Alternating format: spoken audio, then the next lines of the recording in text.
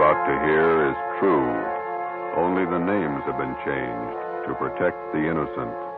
Fatima Cigarettes, best of all long cigarettes, brings you Dragnet.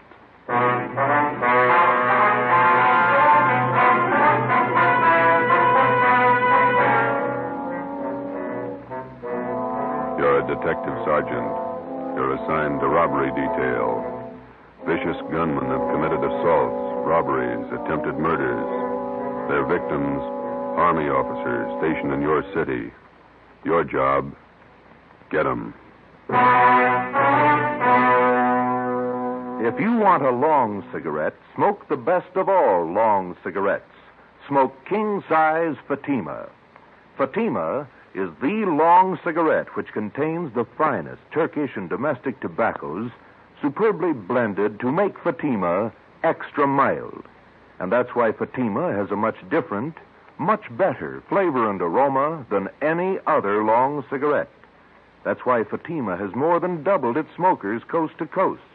So, enjoy Fatima, the best of all long cigarettes. It's wise to smoke extra mild. Fatima. It's wise to smoke extra mild Fatima.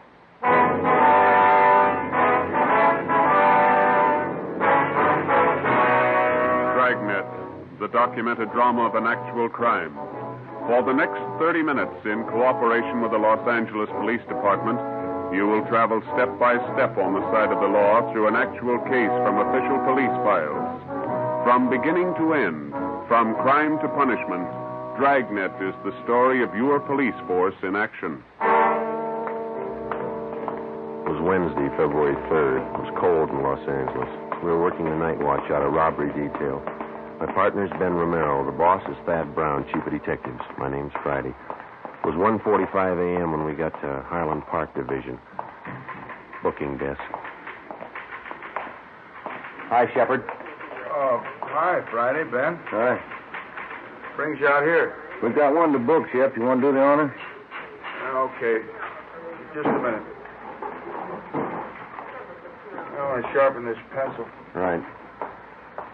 All right, Jackson. Take it easy. Yeah, Relax, huh? jerks. Okay. Now, let me get a new form in the machine. All right, what's your name? Roy Jackson. Address? 414 Alabama Street. Age? 23. Location of arrest? 1730 West Hill, the old Ranger Tavern. Ranger Tavern. Time of arrest? 11:25 p.m. Charge? Suspicion 211 PC. PC. Come on, let's get this over with. Hey, you got lots of time. Let's check your property. All right, Jackson, everything out of your pockets. Put them on the desk.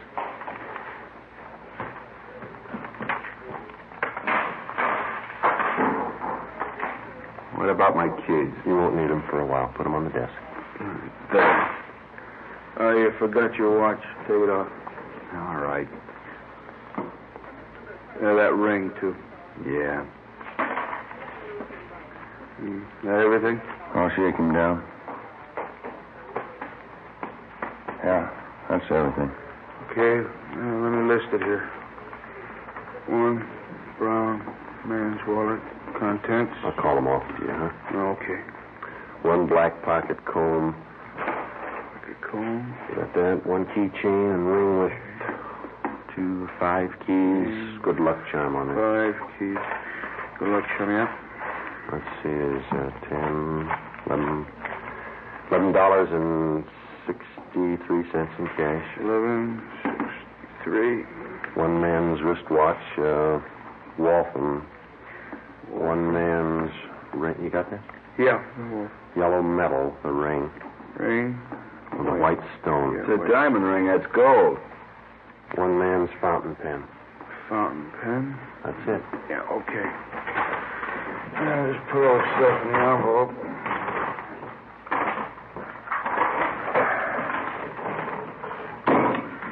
Okay. Get me a booking number, will you, Jimmy? Here's a receipt for your stuff, Jackson. Itemized. Yeah. And here's your copy, fellas. Thank you, Sheriff. Murdoch, Yes, Sergeant? got one for you. You got a slip on? Yeah, here. Thanks. Let's go.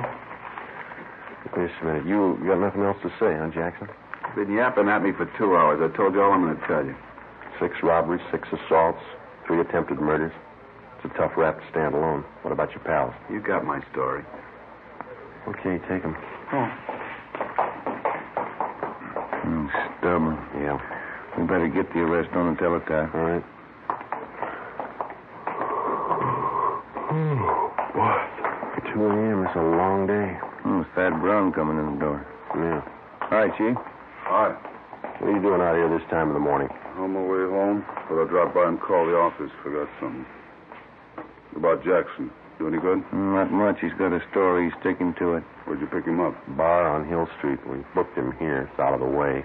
Jackson finger any of the gang? No, questioned him 2 hours. You didn't got a smoke? No. Yeah. Here you go. Well, let's go in this office. Sit down a minute. It's a good idea. My feet are killing me. Pretty hard to figure this thing. All right. Yeah. Thanks. Gang of cheap hoods, armed with the teeth, slugging, shooting their way around town, coming from all directions. We got it fairly well narrowed down, and 9 out of the 10 jobs they pulled, they operated either in San Pedro, the central area, or Hollenbeck. Still haven't any idea why they pick Army officers for their victims. Jackson wouldn't tell us why. The MO still the same? They haven't switched? Not a bit. The hold-up men still dress as Army enlisted men. They steal a car, offer rights to officers, slug them, rob them, then shoot them. Same thing, 10 times over. Has the Army checked their personnel out at the fort? Keeping tabs on as close as possible. I don't think it's the work of any bona fide enlisted men, though. Well, we'll haul out Jackson and talk to him again in the morning. Maybe he'll be ready to tell us something by then. I'll stay after him. If you need any more men from Metropolitan to help out on this thing, let me know. Okay, Skipper. You better make that call and get home. Late. Yeah.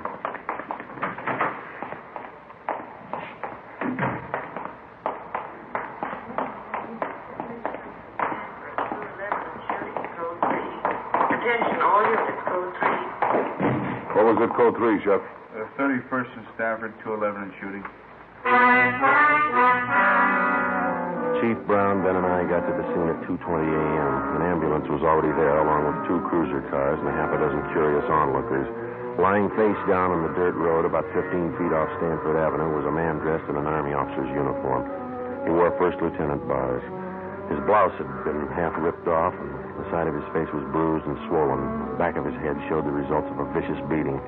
There were 2 bullet wounds in his left shoulder. A few feet away, sprawled out on his back, was a major. He'd been brutally beaten, but he was still conscious. While the ambulance attendants gave first aid, we questioned him briefly. Both bodies were lying 30 feet from the interurban railway tracks. Feel up to telling us how it happened? Hit me on the off, the gun. Can't talk too well. No, don't try to get up, Major.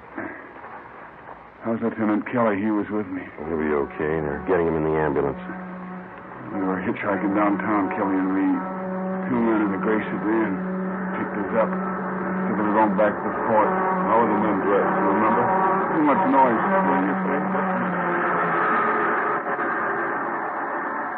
What was that? The PE train going by. Now, can you tell us about it? Enlisted men. One is a tech sergeant, another one private. He said they'd drive us back to the fort in a gray sedan Pontiac. Excuse me, Sergeant. Oh, sure. I'll have to take care of those face wounds. You can go ahead. Okay. Did you see the license number on their car? Too dark now. Gray sedan. Pulled guns, stopped the car here. Took our money, everything. This will sting a little. Yeah, it's good. You think you'd recognize the men if you saw them again? One was tall, 6'2", I guess. Think I know. They shot Kelly. He tried to run. They shot him. How is he? He's okay. Is there anything else you can tell us about the man? Ambulance is ready. I'll take him. We can talk to him later. All right, Rob. Yeah.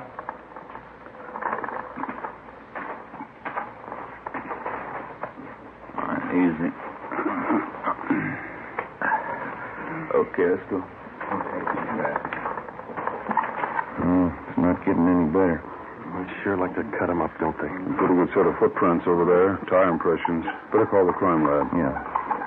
2 men in a gray sedan. How does that match up? Same M.O., Army officers. The one the gunman was tall. Mean anything to you? Well, most of the other victims gave us that description. Either the same tall guy works most of the jobs, or he's got a twin brother.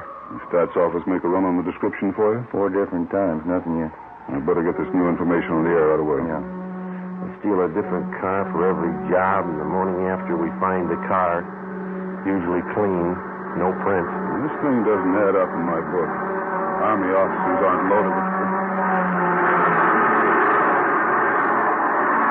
I said Army officers aren't loaded with dough. These punks are after something else besides money. What do you mean? Well, for every dollar they steal, they break a bone. How does that shape up to you? You think they like to draw blood? I think so. I think they're pointing for murder. What's the motive, Chief? Oh, forget the motives. I don't care what their reason is. Somebody's robbing and shooting. It's our job to stop them. That's the trouble with motives. How do you mean? They always show up after the murder. 2:40 a.m. The crime lab crew arrived and went to work searching the area for evidence and taking casts of the footprints and tire impressions. The chief of detectives, Ben, and I drove back to Georgia Street Receiving Hospital in time to watch the doctor remove 2 .38 caliber slugs from the shoulder of one of the victims. From his ID bracelet, he was identified as Harold Kelly, 1st Lieutenant Signal Corps, U.S. Army. The other victim was Major Richard Farmer, Signal Corps. I initialed the slugs for evidence, and then we drove back to the crime lab and dropped them off. The next morning, before they were transferred to a military hospital for further treatment, we talked with Lieutenant Kelly and Major Farmer, and filled out a robbery report and one for a crime against person. At 5 minutes past 10, we checked back into robbery detail. Better see if we can get a stenographer in here. There's a lot of paperwork to catch up on. Yeah, I'm going to have to learn short. Mel, Joe, Yeah, Ed? come in a minute, will you? Right. I picked up the gray sedan using that job last night. Where? Out on Laguna, about a block from Echo Park. They find anything? Nothing. The boys from Leighton Fingerprints called just before you came in. They dusted the car inside out. No luck. That Roy Jackson we picked up last night. Has homicide got the stake out on his apartment? Yeah, Fremont and Tetrick. Nothing yet. What'd you find out at the hospital this morning? Well, we talked to Lieutenant Kelly and that Major Farmer again. They're still in bad shape. You have anything to add? No. We got their crime reports and a list of the property taken, gave it to the pawn shop detail to put on the stolen property list. What are the hold-up men doing with all the stuff they grabbed? Watches, cigarette cases, men's jewelry? It's all on the stolen property list. Pawn shops have been alerted. It's not showing up. Robbery, Walker. Yeah, just a minute. You, Joe. Oh, thank you. Friday. Yelly. Yeah. We'll meet it. Bye. Lee Jones. He just ran a make on the 2 slugs they took out of the lieutenant's shoulder. Yeah? They came from the same gun that wounded 4 of the other victims. Figures. How about the footprint casts they took out there last night? No, it didn't work out. Lee said he tried matching them up with that set of prints we came across on that job Sunday. There's no match. All right, G. Bad. Sit down. Thanks. Fill them in yet, Walker? Not yet. Just going over last night's case. What do you got? Walker and I were talking over this morning before you 2 checked in about these hitchhike bandit jobs. Yeah. We tried everything short of a blockade to grab the hold-up men. It's obvious it's not working. How about the Army brass? They're doing all they can already. It's up to us. We're going to need more men and better coverage. What are you figuring on? System decoys planted around the city and every area these hitchhike bandits have been operating in. Gonna take a lot of men, isn't it? Be worth it if it pays off. About 50 or 60 men should do it. They'll be dressed as second lieutenants all the way up to colonels. They'll travel in pairs. They're going to bunk out at the fort? If we can arrange it, yeah. They'll be instructed to hitchhike their way around town. Bulk of them will operate between 8 p.m. and 6 a.m. What kind of support they're going to have? You men in robbery and homicide. I'll have a special detail of cars from Metropolitan Unit to help cover the unprotected spots. When does it start? Tonight. No use waiting. You fellows might as well pass the word down the line. No time off till the gang's locked up. Okay. We got to get those punks and get them fast. We got the men and the machinery, so there's no reason for not stopping them. No excuses. Understood? Yes, sir. Excuse me. Robbery, Walker. Oh, hello, dear. Yeah, I know, but I can't make you that. Let's go, Joe. We'll have to. You just go right ahead and we'll have to explain things like this. Here. What's that? A nickel. Call yours. 8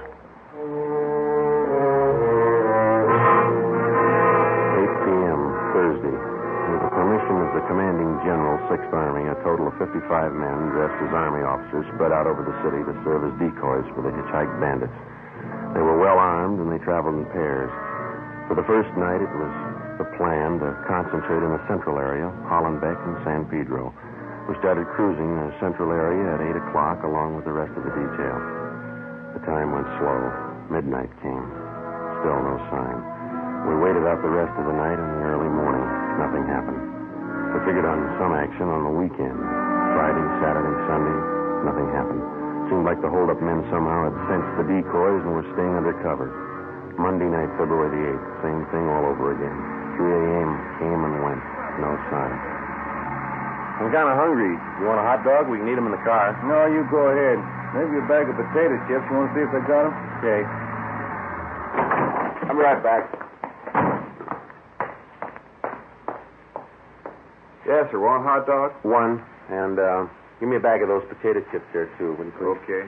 You want everything on that hot dog? Everything but relish. What's the matter? You don't like relish? No. Okay. Joe, come on. Hustle. You can skip that hot dog, Mac. What is it? Just came in. Catch 3-3. Attention all units. Attention all units. The vicinity of Washington, Figueroa. A shooting. 23.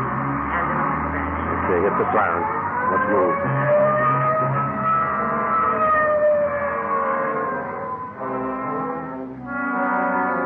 When we got to the scene, neither of the two victims were identified as police decoys. One of them had already been placed in the ambulance. Ben went over to talk to him. The second victim was still lying in the street, his chest riddled with bullet wounds. Two figures bent over him, an ambulance attendant and a priest. That heavenly Jerusalem where God shall wipe away the tears from your eyes, where there shall be no more sorrow, no more sickness, no more death, where you will live forever in possession of that happiness which the eye hath not seen nor the ear hath heard, neither hath it entered into the heart of man what things God hath prepared for them that love him. Things that up, Joe. Hitchhike gang. Yeah. Other victim can't help us much. How about this man? Oh, wait a In minute. the name of the Father, and of the Son, and of the Holy Ghost. Amen. There's your answer.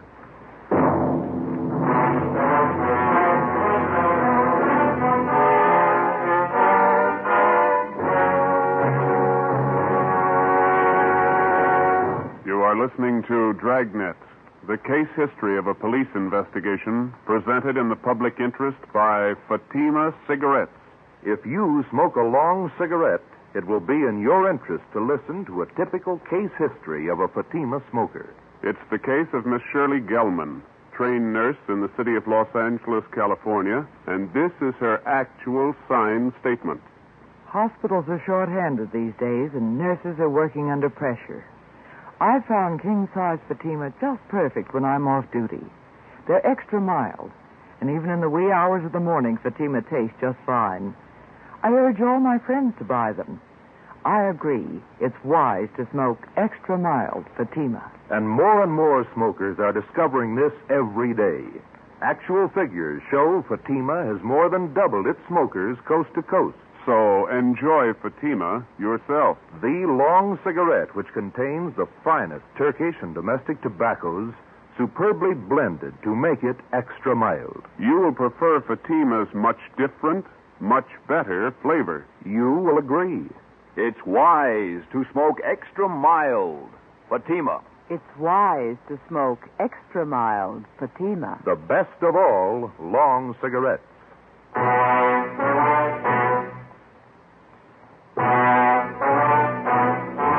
Wednesday, February 10th, at the inquest, the murder victim was identified as Marine Corps Lieutenant Robert Paul Lawrence, age 24. The bullets removed from the body at autopsy were taken to the crime lab where the ballistics men ran them through. They were fired from the same gun used in the previous hold-up shootings by the hitchhiked bandits. The companion of the victim at the time of his murder could add little to what we already knew as far as the descriptions of the gunmen were concerned. The following morning, Ben and I drove out to the home of the murdered man to interview his father, a colonel, Marine Corps, retired. Black wreath on the door. Yeah.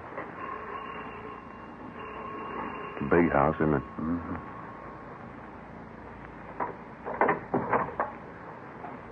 Yes, sir? Police police officer says this is Sergeant Friday. I'm Sergeant Romero. Oh, yes. I saw you the other day at the inquest. Yes, sir. We hate to bother you again, but we'd like to ask you a few questions. Yes. All right. Will you step in? Thank you. This way. He was a small man, well-built, with thick snow-white hair combed straight back and a neat white mustache well-trimmed. He walked deliberately with his shoulders thrown back as he showed us into a large living room richly furnished. A picture of the Battle of Belleau Woods hung over the large fireplace. The rest of the pictures in the room were of famous Marine Corps officers. Now, gentlemen, how can I help you? It's about your son, Robert. We didn't want to bother you at the inquest. Yes. I guess I don't have to tell you. Bob's death was a blow. Yes, sir. He's been staying here with me from time to time since my wife died last year. How's this big needs people? Just myself, the wife, gone? Yes, sir. We'll only take a minute. You see, everything had been taken from your son, and we'd like to find out if you know what personal property he was carrying at the time he was... Well, I don't know. I guess he had the usual things, a few dollars, his wallet, St. Christopher medal, silver, his watch. Was the St. Christopher medal valuable? Oh, not too much, no, not monetarily. And that watch? Well, yes, that was worth something, a pocket watch. I gave it to Robert when he was commissioned at Quantico. That's his graduation picture on the mantel. Here. This is Robert. Yes, sir. Fine boy, Sergeant. Robert was a good Marine. You think you could describe the watch for us? Gold pocket watch. Cost quite a bit when I bought it for him. There's some engraving on the inside of the cover. What is it? Says, from an old Marine to a young one. Signed Dan. Anything else about it, sir? Very fine jeweler friend of mine made the watch. It has small chimes inside, and when you push the lever on the side, it chimes the hour and nearest quarter hour. Very clever. Yes, sir, I see. As far as you know, then, those are all the valuables he had with him. Yes. All right, Colonel Lawrence. Thanks very much. Oh, you don't have to rush off. Can I fix you a cup of coffee? Stay a while, won't you? I'm sorry, Colonel. We have to get back to the office. Oh. Well, let me show you to the door. I hope I've been of some help to you. You're not feeling too well. You've helped a lot, sir. Thank you. Thank you. Goodbye.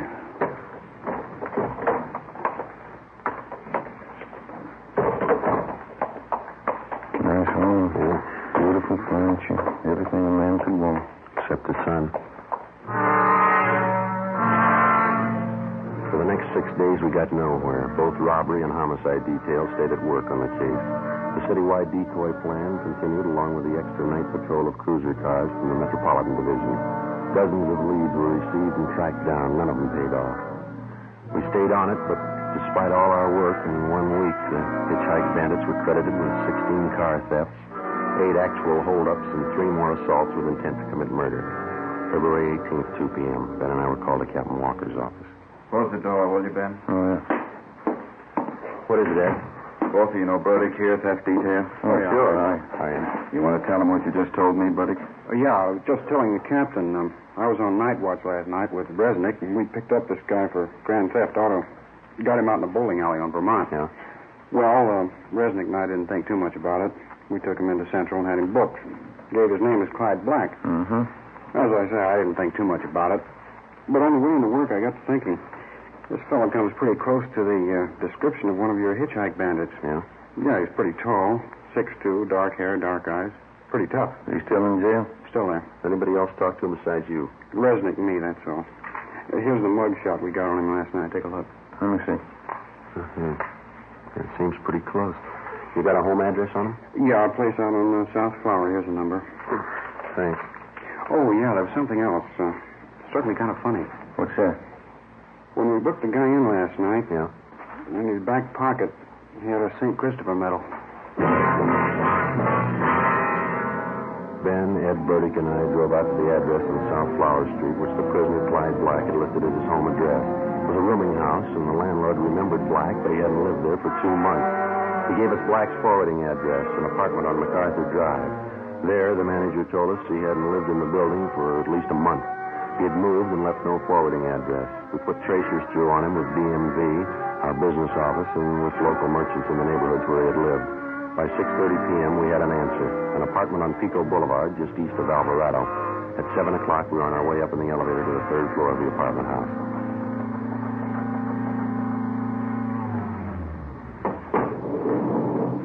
Number 307. Must be down this way. Come on. Pretty run-down place. Musty. Yeah. This is it, 307. Somebody's in there. The apartments have back doors, Joe. You want me to cover it? Yeah, you better hustle. Right. Okay.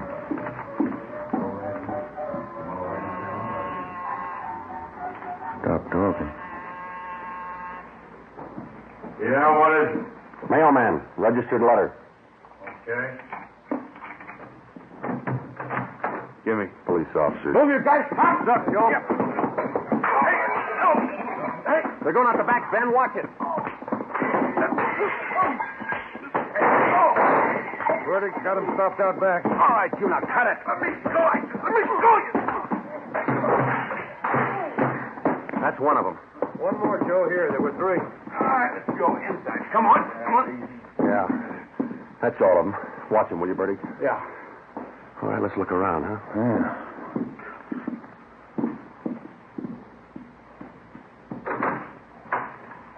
Take a look. Yeah, enough uniforms for an army. Before we left the apartment, we searched it thoroughly and found dozens of personal valuables, watches, rings, and wallets. There was also a .38 caliber Colt. We took the three men downtown and booked them at Central Jail. And we dropped off the gun that we found at the crime lab for a ballistics test. 8:35 p.m. We brought suspect Clyde Black to the interrogation room. Captain Walker, Ben, and I confronted him with the evidence. Here you are, Black. Take a look at these.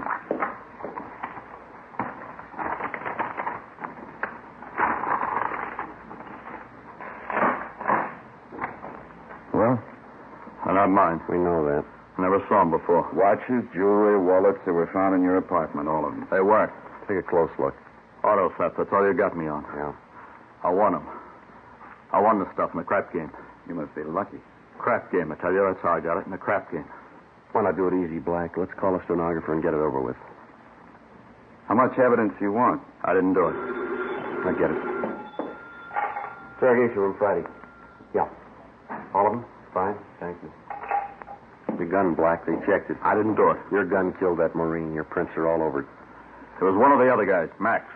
Max. It was him. Him and Johnny. You ready to dictate a statement? Put them on the file. Why me? You talk to Max. Talk to Johnny. Ed, hand me that, will you? Yeah. Here. Thanks. We got this watch out of your apartment, too, Black. Where'd you get this? Which? This one right here, the pocket watch. I don't know. Don't tell us you won it in the crap game. It's not mine. I never saw it before. Beautiful watch. It's engraving on the inside cover. Yeah, look here. From an old Marine to a young one. It's not mine. Let me show you how it works. Push this lever here, see, on the side?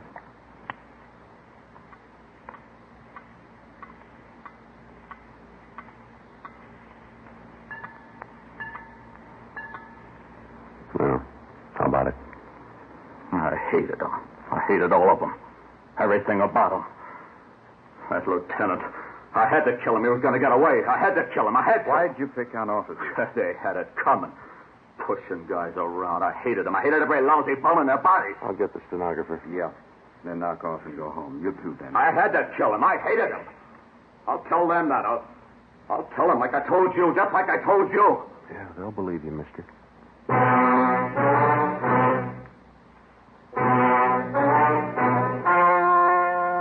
The story you have just heard was true.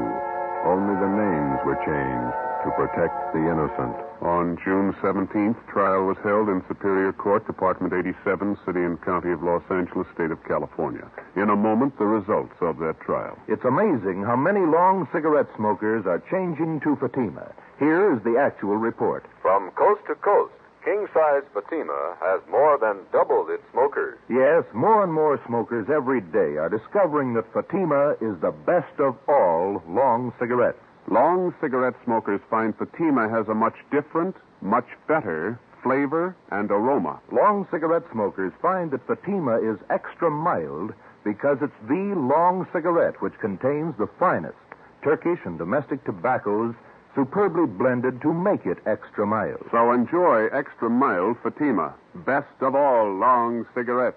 It's wise to smoke extra mild Fatima. It's wise to smoke extra mild Fatima.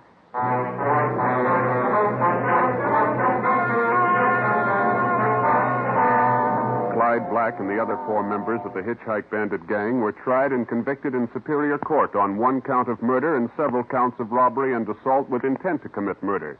All 5 are now serving life terms in the state penitentiary. You have just heard Dragnet, a series of authentic cases from official files. Technical advice for Dragnet comes from the Office of Chief of Police W.A. Wharton, Los Angeles Police Department. Fatima Cigarettes, the best of all long cigarettes, has brought you Dragnet from Los Angeles. You're tuned for the stars on NBC.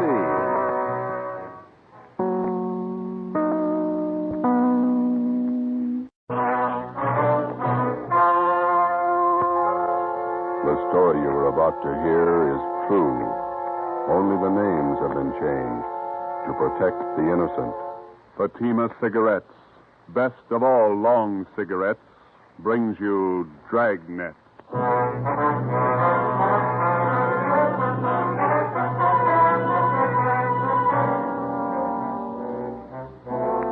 You're a detective sergeant. You're assigned to accident investigation, felony detail. In the early hours of the morning, a woman pedestrian is struck down by a hit-and-run driver. Your job, find him. If you want a long cigarette, smoke the best of all long cigarettes. Smoke king-size Fatima. Fatima is the long cigarette which contains the finest Turkish and domestic tobaccos superbly blended to make Fatima extra mild. And that's why Fatima has a much different, much better flavor and aroma than any other long cigarette. That's why Fatima has more than doubled its smokers coast to coast. So, enjoy Fatima, the best of all long cigarettes. It's wise to smoke extra mild Fatima. It's wise to smoke extra mild Fatima.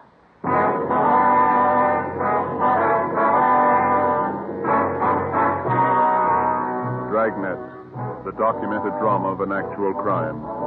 For the next 30 minutes, in cooperation with the Los Angeles, travel step by step on the side of the law through an actual case from official police files.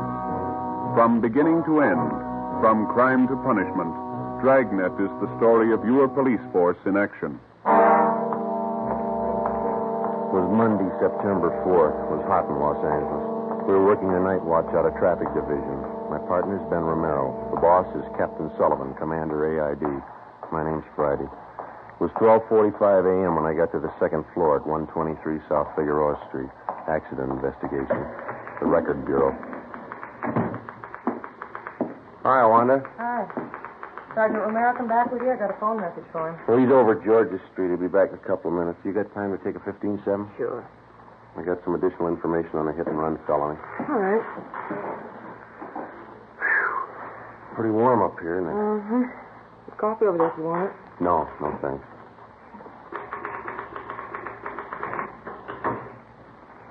All right, officer's memo. Subject? Investigation of hit-run felony. BR number 467923. Location 7th and Carondelet Streets. Carondelet. Mm-hmm.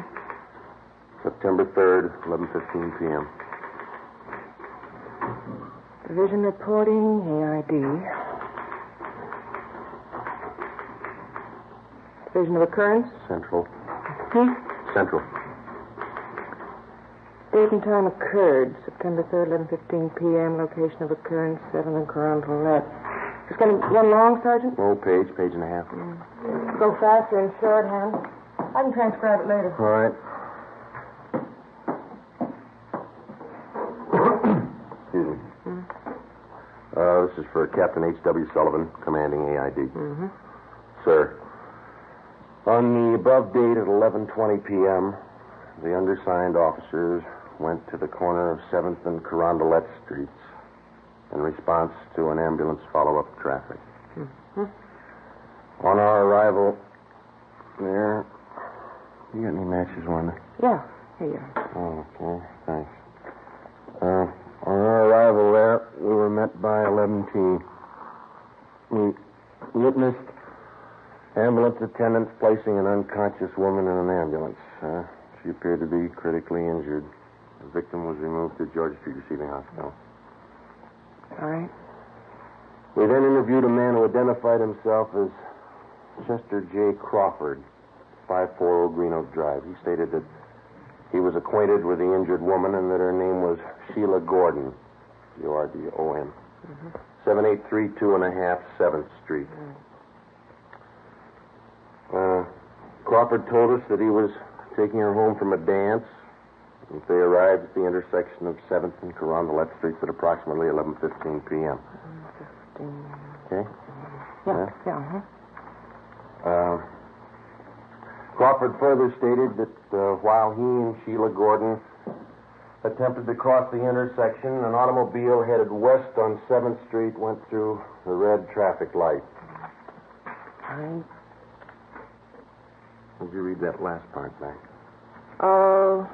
Attempted to cross the intersection. An automobile headed west on 7th Street went through the red traffic light. Okay. Crawford told us that he jumped out of the path of the car and tried to pull Miss Gordon with him. He said that the car struck her down without slowing down, continued out 7th Street, and disappeared. Wait a minute. Oh, I'm sorry. And disappeared. Okay.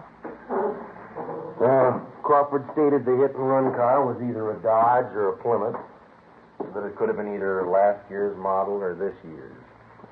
He described the car... That's too fast, boy? That's all right. He described the car as either light blue in color or bluish green. Said that he failed to get the entire license number, but that the last three numbers on the rear plate were either 804 or 304. 804 or 304. That's right. Okay. Fine. Crawford said he made an attempt to follow the hit-run car, but that he was unable to obtain transportation. He stated he then ran to a phone at the Corsev Bar and Grill. Spell that? What? Corsev. Oh, Corsev. That's at 7th and Carondelet, and called the police. And the undersigned officers then obtained Crawford's full name, address, phone number, and proceeded to question residents in the neighborhood, and were unable to locate any other witnesses besides Crawford. Okay. Hi. How'd you do? Oh, I saw it. That's about all. Doctor says we won't be able to talk to her for at least a couple of days, maybe not at all. What's your chances? 50-50 if she's heavy on luck. 3 broken ribs, brain concussion, internal injury. What Lee Jones had to say? Is that all the report, Sergeant? Oh, yeah, Wanda. We'll have the rest for you a little later. Thank you. Okay. I'll type this much up as soon as I can. Thanks. Sure. What Lee Jones had to say? Nothing. He and Pinker went over the area for an hour. No broken glass from headlights at the PI. No tire impressions worth anything. No physical evidence. Where does it leave it? With a half-dead girl and no suspects. What do you think, Joe? I don't know. It's a sour one. Any kickback on the teletype yet? No? That guy she was with, Crawford, not too much help. Looked a little nearsighted to me. He saw well enough to get out of the way of that car. You got the notes. How much to give us? Let's see. I got it here in the book. The car was either a Dodge or a Plymouth, late model. Color, either light blue or blue-green. The last 3 numbers on the license plate were 804 or 304. It's a big field to pick from. That's the only lead we own. You can call it that, yeah. Well, I guess we better talk to DMV, get the dope on all cars fitting that description that Crawford gave us. It's going to be a hard trip. At least 3,000 cars to track down. Probably closer to 4. What do we do for help? We can ask the captain in the morning.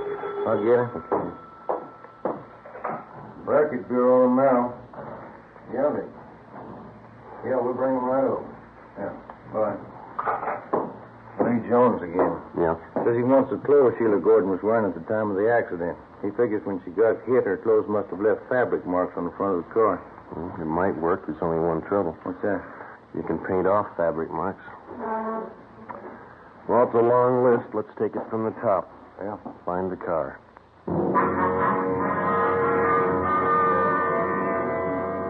Tuesday, September the 5th. We called Mark Benson at DMV and asked for full information on all vehicles fitting the general description of the hit-run car.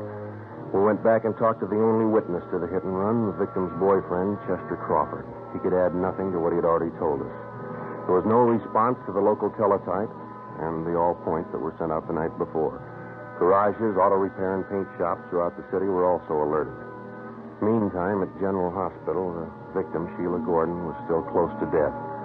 The search for the hit-run car went on. 2 days passed. Thursday, September 7th. The information we requested from DMV was being checked out and compiled. Ben and I met with Captain Sullivan. That's the last of them, Skipper. All the cars in this area that fit the general description of the one we're after. You just get it? Yeah. How many cars did they list? 4,620. Even more than you expected, eh? Yeah. No chance at all of narrowing it down? None that we can see, no. Terrific order. Well, we tried to figure it from every angle. Now we can do it 2 ways. Yeah? We keep the alert on for the hit-run car around the divisions, all the garages in town, the auto repair shops. In other words, we can wait it out. Maybe we'll get the guy, maybe not. Yeah? Or we can check out every one of the cars on this list and the registered owners. Well, the fresh way isn't going to do the job. We know that. 4,600 cars. How much help will you need? About 30, 40 men. How long? A couple of weeks, maybe more. All right. I think I can get them from Metro Division. When do you want to start? First thing tomorrow. Okay, I'll set it up. All right, Skipper. Thanks. Excuse me, Joe. There's a lady out here to see you. Okay, thanks. We'll check you in the morning, Skipper. Right. That's her over there. Thanks. My name's Friday, ma'am. This is Sergeant Romero. How do you do? I'm Dora Lytell, Sergeant. I'm Sheila Gordon's landlady, the girl in the accident. Yes, ma'am. And Mr. Crawford, he was with Sheila that night. He told me about you, and he said he thought you might be able to help. How do you mean? Well, it's a long story. See, when Sheila Gordon first came to live at my rooming house, she was a good girl like the rest. Lately, well, her being sick now and all, I don't like to say it. Yeah? Well, frankly, last few months before the accident, Sheila just went bad completely. I don't think I follow you, ma'am. Oh, you know, carousing, all kinds of men, visitors, had a different man in her apartment every night. Well, we're investigating a hit-run case, ma'am. Sheila gets out of the hospital. We could talk about her when she's sick like this, but when she's all right, I don't want her back in my rooming house. I'm afraid that's none of our business either, man. But if you could talk to Sheila, persuade her to move from my house, I don't want any wrangle with the rental board again. Couldn't you talk to her? Besides, there's nothing we can do, ma'am. You better talk to her yourself. It'll just be another row like the last time. Shameless woman. I don't want Sheila Gordon back in my house. I'll go to that hospital myself and tell her. She's a pretty sick girl. It's not my fault. Go right over to that hospital and tell her what I think of her. She's hurt pretty bad. So am I. She's hurt me. What's the difference? You haven't been run over by a car.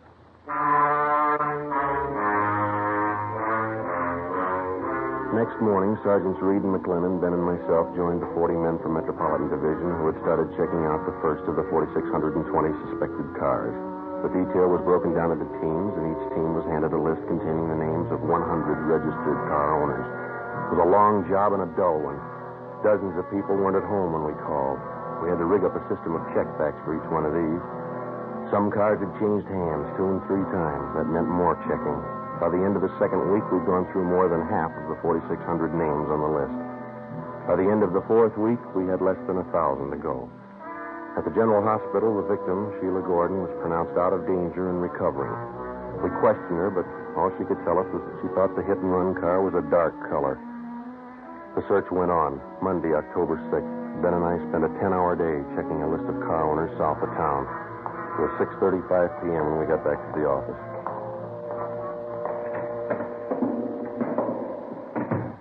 Hi. Hi, Reed. How'd you do today? Fair. Looks like we got one. What do you mean? Guy's name is Ralph Angelo. Let's see. 8690 Backerley Road. Checked him out early this morning. First call. What'd you get? One's a late model Plymouth, light blue. License number, there it is, 17R2804. Wasn't home. Talked to his wife. Yeah? She said the car's been sitting home in the garage for the past month. Husband won't drive it. What's the story? Told her there was something wrong with it. He was going to trade it in. McLennan and I tried it. Car's in first-class shape. What about the front end of the car? Pretty clean. One of the bars in the radiator grill slightly bent. Soft crease on the hood. Another one in the right fender. Did you bring the car in? Yeah. Crown has been working on it since lunch down the garage. Anything else? Found a gas receipt in the glove compartment, dated September 3rd, night of the accident. Where's Angelo now? Santa Barbara, business trip. Due home tonight about 10. McLennan and I'll pick him up then. See what he's got to say. That sounds good. How many possibilities does that make, Joe? Well, let me see. Out of 3,700 we've checked, about 4 good ones. I'll get that. Accident investigation, Friday. Hi, Joe. This is Lee Jones. Yeah, Lee. Just finished checking the Plymouth Reed and McLennan brought in. Did you find anything? Fabric prints on the front bumper and the hood. Oh? Indentation of soft object on hood and right front fender. Something else on that fender. What's that? Set of lip impressions. What's it mean? We found the car. Only one job left. Yeah? Find the driver.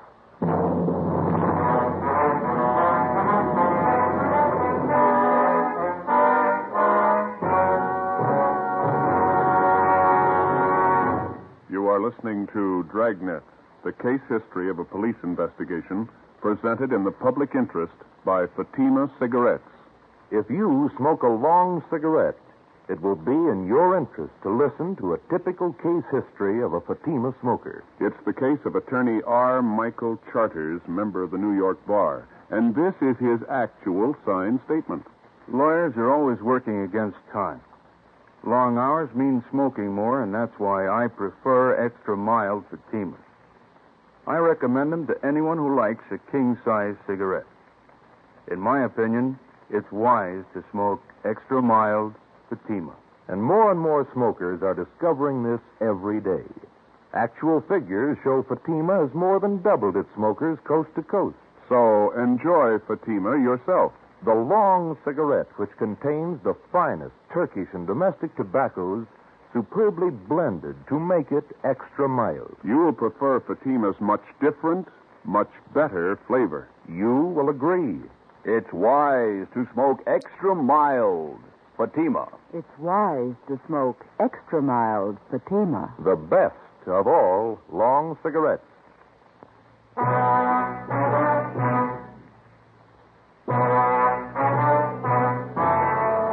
Monday, October 6th, 10 p.m. Suspect Ralph Angelo was picked up at his home by investigating officers and brought downtown to the interrogation room. Sergeants Reed and McLennan, Ben, and myself questioned him for 3 hours. At 1:30 a.m., we took Angelo to the county jail where he was booked on suspicion of 501 vehicle code, hit and run felony. The next morning, we obtained a warrant from the district attorney's office, and later that day, Ralph Angelo was arraigned in Municipal Court Division 7. A date was set for his preliminary hearing in municipal court. Sheila Gordon recovered from her injuries and was released from the general hospital. On October 10th, the preliminary hearing was held. Sheila Gordon was on the stand most of the morning. After the noon recess, I was called to testify.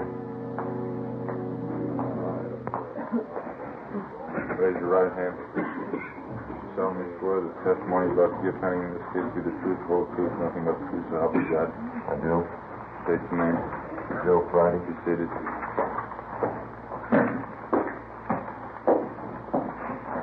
State your name, please. Joe Friday. Your address. 4656 Collis Avenue. Your occupation. I'm a police officer in and for the city of Los Angeles. Are you one of the investigating officers assigned to this case? I am. Did you have a conversation with the defendant regarding this case? I did. Where? In the traffic division at 123 South Figueroa Street. Who's present? The defendant, Sergeants McLennan, Reed, Romero, and myself. Were the statements made by the defendant free and voluntary? They were. Was there any promise of immunity or reward of the use of force or violence inducing that statement? No, there was not. You tell the court the extent of the conversation at that time. Well, first of all, I asked him if he was the registered owner of a 1948 Plymouth automobile, California license number 17 Arthur 2804. He admitted that he was. And then I asked him if he was driving that car on the night of September 3rd. He said he was, but that he did not drive anywhere near the location of the hit-and-run felony that night at 7th and Carondelet Street. Did the defendant tell you where he drove his car that night? No, sir. You asked the defendant where he drove his car that night of September 3rd? Yes, I did. And what did he answer? Well, he said, none of your business. Did you persist in this line of questioning? Yes, I did. The defendant continued to refuse to give you the information? That's right. Did the defendant state where he was on the night of September 3rd, between 10 p.m. and midnight? He refused to tell us. You advised the defendant at that time that his car had been impounded for investigation? That's right. Did you advise him that several points of incriminating evidence had been found in the car? Yes, we did. And what did he say in answer? Well, he said, you can't prove a thing. I wasn't near the place. You can't prove a thing.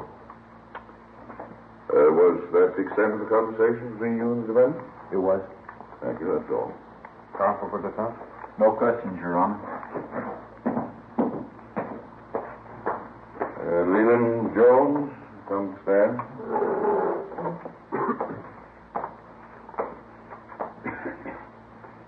Raise your right hand. You solemnly swear the testimony about to give pending this case be the truth, the whole truth, nothing but the truth, so help you God. I do. This name. Lee Jones. Please seated. Your occupation? I'm a police officer in and for the city of Los Angeles. What particular detail are you assigned to? I'm a lieutenant in charge of the police crime laboratory. Well, counsel for defense stipulate the witness is a qualified forensic chemist? So stipulated. Mr. Jones, you are the commander in charge of the police department's scientific investigation division. Is that correct? Yes, yes. Jones, I will show you a photograph of an automobile. California license number 1782804 to be marked People's Exhibit C. Have you ever seen this car before? I have. Where and when did you see it, please? I saw it at the Traffic Division Garage, 123 South Figueroa Street, Monday, October 6th this year. Did you make an examination of this car at that time? I did. What did the examination consist of? And what were your findings? I made a systematic examination of the car using oblique lighting from a 500-watt photo flood lamp and a bell-type reflector. I found the following evidence. On the front bumper of the car, I found fabric marks consisting of 51 threads to the inch. I then took a perpendicular photograph of those marks with a copy camera. Here is a photograph of that portion of the bumper containing those marks. Well, I wish this photograph be marked People's Exhibit D for identification. Let it be so. You proceed, please, Mr. Jones. What else did you find in your examination of the defendant's car? I found fabric marks on the cowling of the car, extending back under the hood.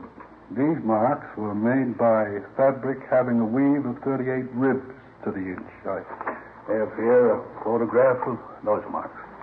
Thank you. I'm going to ask this photograph to mark People's Exhibit E.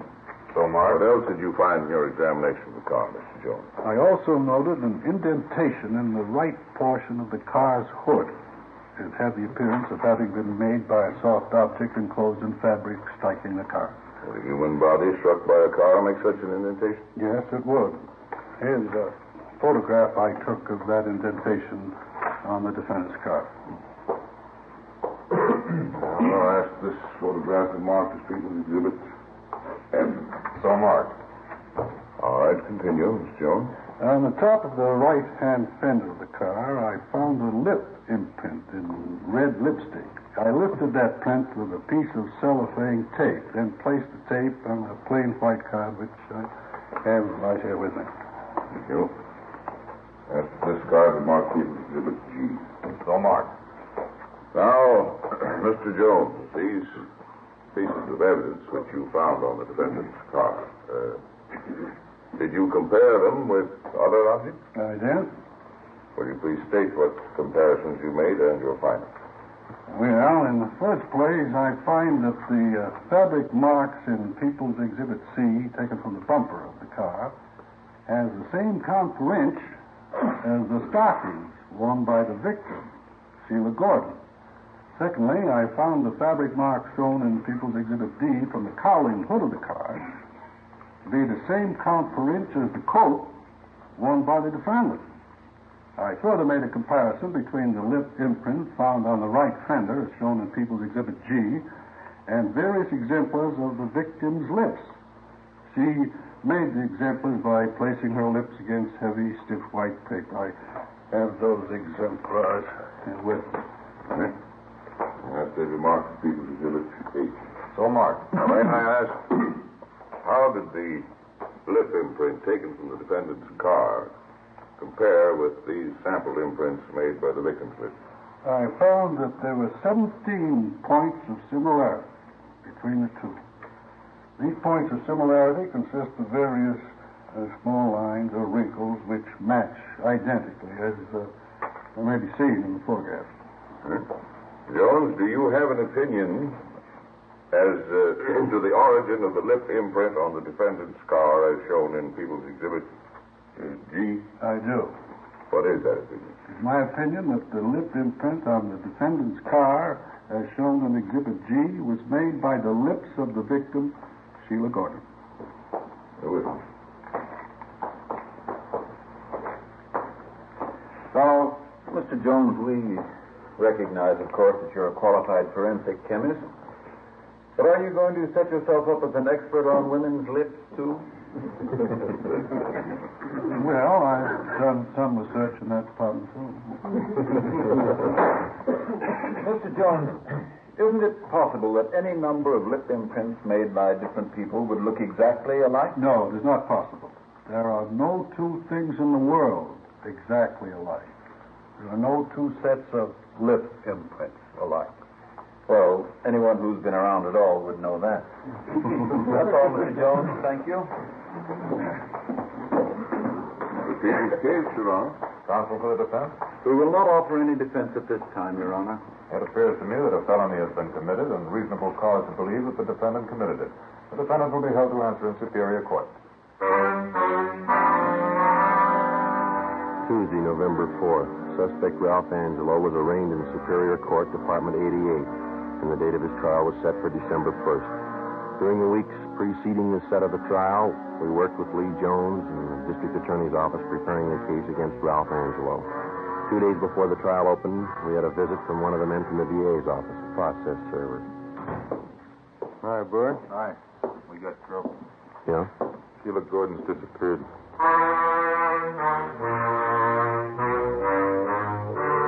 Wednesday, December 1st, Ralph Angelo's trial opened and Sheila Gordon was called to the stand. She failed to appear. We checked her few known friends in the city. They couldn't help. She had disappeared from her new address and taken everything with her. A bench warrant was issued by Superior Court for Sheila Gordon. The Deputy District Attorney succeeded in having the court grant a delay in order to find the missing girl, in this case, the complaining witness. Meantime, we got out a local broadcast and an APB. We got missing persons detail to help out in the search. Still no sign. Ralph Angelo's lawyer asked the court for dismissal of the hit-and-run felony case because of Sheila Gordon's failure to appear. On December the 8th, the court ruled on the motion. Regarding the motion by the defense for dismissal of hit-and-run felony charges against Ralph C. Angelo, because of the prosecution's failure to produce the complaining witness, to which Sheila R. Gordon, the court feels it would not serve the interests of justice to continue the case. Case dismissed. The search for Sheila Gordon went on. Behind us, we had logged 3 solid months of police work, checking and running down more than 4,000 cars. Hours of labor in the crime lab. More hours pounding the pavement, questioning people, checking, rechecking. Without a trial and a conviction, it didn't mean a thing. 3 days before Christmas, we received information that the missing girl was living in a small town south of Los Angeles. Ben and I checked the address.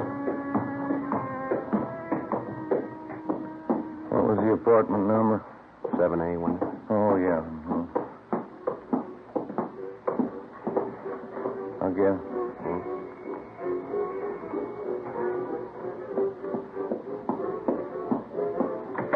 Yeah? Oh, you two. Come in. Sit down.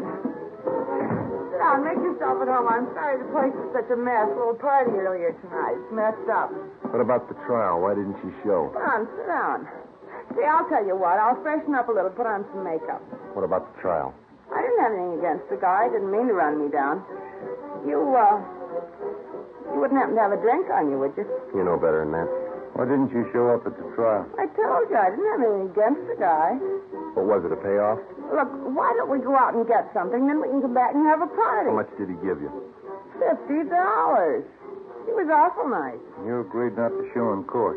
I didn't have anything against the guy, that's all. Better get your coat.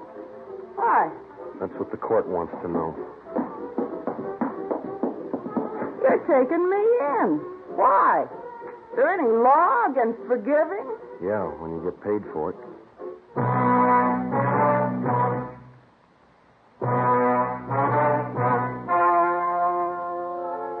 The story you have just heard was true.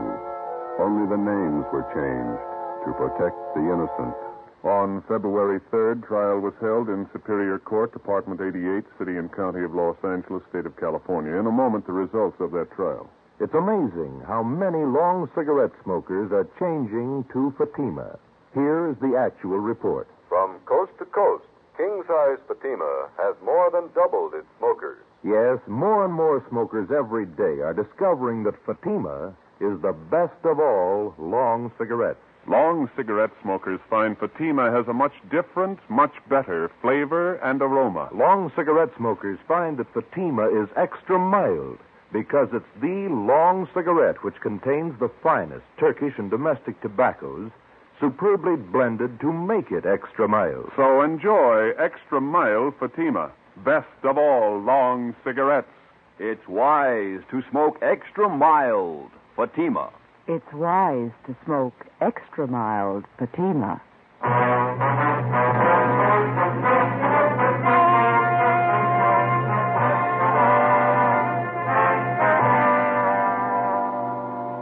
Sheila Gordon was returned to Los Angeles, and a new date was set for the trial of Ralph Angelo. Subsequently, he was tried and found guilty as charged. Angelo was also tried, along with Sheila Gordon, for compounding a felony. They were both convicted and received the sentence as prescribed by law. They are now serving their terms in the state penitentiary.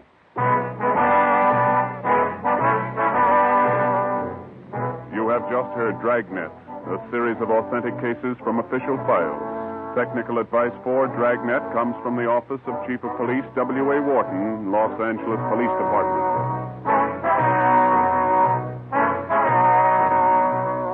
Fatima Cigarettes, the best of all long cigarettes, has brought you Dragnet from Los Angeles.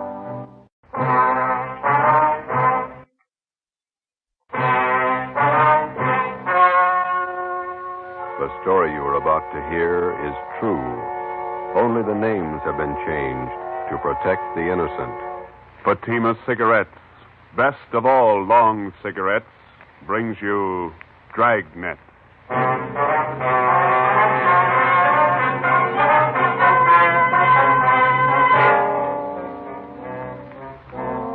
You're a detective sergeant. You're assigned to Bunko Fugitive Detail. You receive information an escaped criminal is hiding out in your city. He's dangerous. He may be armed. Your job, get him. If you want a long cigarette, smoke the best of all long cigarettes. Smoke king-size Fatima. Fatima is the long cigarette which contains the finest Turkish and domestic tobaccos superbly blended to make Fatima extra mild. And that's why Fatima has a much different, much better flavor and aroma than any other long cigarette. That's why Fatima has more than doubled its smokers coast to coast. So enjoy Fatima, the best of all long cigarettes. It's wise to smoke extra mild Fatima. It's wise to smoke extra mild Fatima.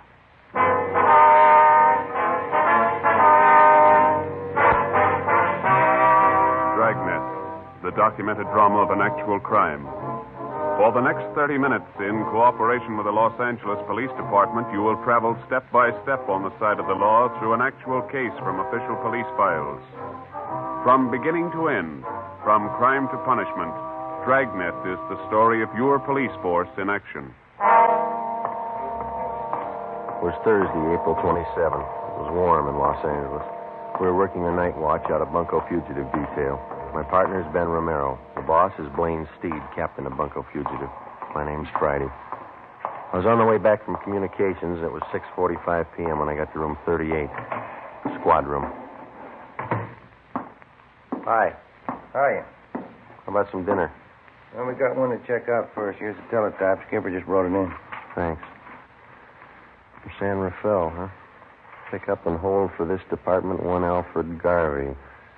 Wanted for suspicion, forgery, robbery. This man poses as a fingerprint expert from San Rafael Police Department. Here's his mug pulled from the record bureau. Mm-hmm. We're informed Garvey is registered at the Fair Deal Hotel, your city. Where's that? Over near First and Broadway. Please advise us on his arrest, and officers will arrive with warrant signed. Chief Police Frank Kelly, San Rafael, California. Shouldn't take long to pick him up. All right, we can eat later, I guess. Hi. Hi, Max. What are you doing around? I thought you took off on vacation. I am. Just came back to pick up some stuff from my locker. Soft touch. Sure. Listen, White's got the car there. You guys going anywhere near North Main and Daly? Yeah, we're going to leave right now. Oh, okay. Let me grab my coat. All right. You live out near Highland Park, don't you, Mac? Yeah. White took the kids shopping in the car this afternoon. Had to get them shoes for our vacation. Kids sure scuff up the toes in a hurry. All right, you all set? Let's go. Where are you going on your vacation? Big Bear. Gonna stay the whole 3 weeks. The in-laws own a cabin up there. They even pay the utilities for it. Pretty nice. Only one trouble. What's that? They're coming with us. Oh. Where'd you park? In the captain's stall. All right.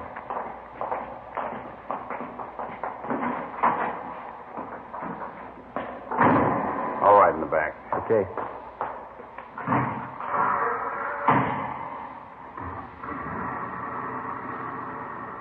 You two still working on that Valley case? No, we washed it up Monday. What's this one? Teletype from San Rafael. And what some guy picked up. Here's a mugshot. Who's Richards going to work with while he's gone, Mac? I don't know. What's the crowd up ahead? Oh, yeah. Shriners Convention. I forgot they were having a parade tonight. You better stay over to one side. I think we can get through all right. Watch those kids there. Yeah, there we go. That's the place up ahead, isn't it? Fair deal, yeah. We got to stop by this hotel a minute, Max. You want to wait here? I'll come in.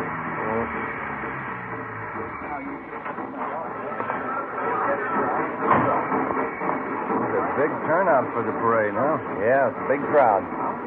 Fair Deal Hotel. Look at those rates. 35 cents a day, $2 a week.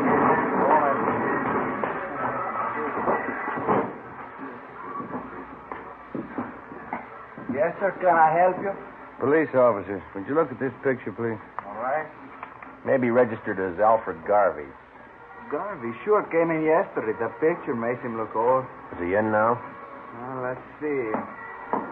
Garvey, room 307. The key's gone. He must be in. Thank you. Yes, sir. Elevator's down there at the end of the hall. Okay.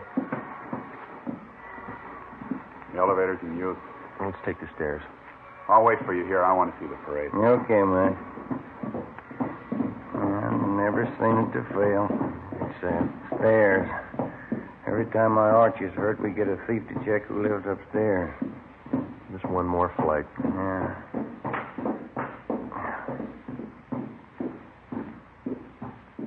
305, 307. Door's open. Let's have a look. Come on.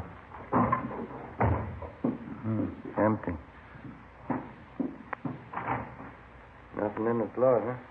Yeah, pretty fast checkout. It came from downstairs. The lobby. Come on. Yep. Come on, hurry up. Yep. Hey, stop him! Stop that guy, police! The police! It's Maxwell. Max, are you all right? He went out the door, blue suit. It was Garvey. He shot your friend. Call an ambulance. He ran out the door and shot your friend. Come on, Ben. Call that ambulance, will you? Hey, you. Did you see a man come out of this hotel? Did you just see a man come out of this hotel? I don't know. All right, Ben, you go that way. I'll check up this way. Yeah, right. What's the matter? Watch where you're going, huh? Did you see a man running up this way just now, about my height, blue suit? Huh? No, I didn't see anybody. Did you see anybody? Hey, boy. Yeah, you want a paper, mister? No, listen, did you see a man running by here a minute ago in a blue suit? Oh, maybe. I didn't notice it. You want a paper? I'm sorry. Sorry, lady. Ben, over here. Did you spot him? No, we're going to need help. All right, come on.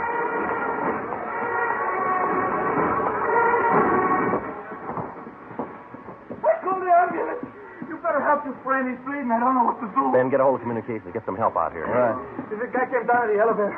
It was Garvey, your friend, tried to stop him. Garvey shot him right in the face. All right, stop yelling, He was huh? terrible. Now, look, he's bleeding. You better do something. Will you shut up? Max, how is it? Chester.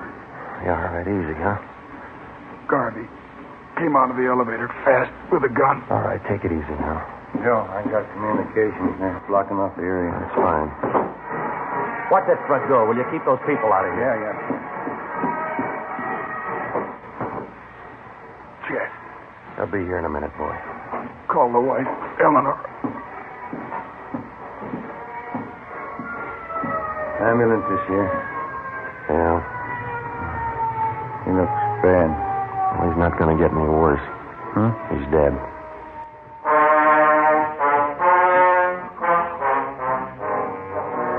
The name on the personnel report said John Warren Maxwell, Sergeant, Los Angeles Police Department, badge number 10377. Nearest living relative, wife, Eleanor Jean Maxwell. Dependents, John Maxwell Jr., 6 years. Deborah Lee Maxwell, 2 years. Death in line of duty, April 27th, 7:15 p.m. John Maxwell's body was removed from Georgia Street to the county morgue. At 7:45, a special detail of men from homicide and bunco fugitive were on the scene to aid in the investigation of the killing. The neighborhood where the Fairdale Hotel was located was covered for a half-mile around. By 9 o'clock, the parade was over and the area was cleared. We had a single lead to work with. In checking out the different taxicab stands in the neighborhood, we found out that 3 separate fares had been picked up within 2 blocks of the hotel 4 minutes after the shooting. Ben and I went to the offices of the taxicab company. The cabs in question were called in and the way bills were checked. The times of the 3 different trips were listed, and so was the address of each destination. We copied down the addresses and then interviewed the drivers. We're going to give each one of you half a dozen pictures. I'd like to see if you can identify any of them as passengers you picked up tonight near the Fairdale Hotel. All right, here you go. Here you are. 4, 5, 6. Check them carefully, please. Here are yours right here. Take a good look at each one of them. Okay, thanks. Now, fellas, take your time. Look them all over real good before you make up your mind.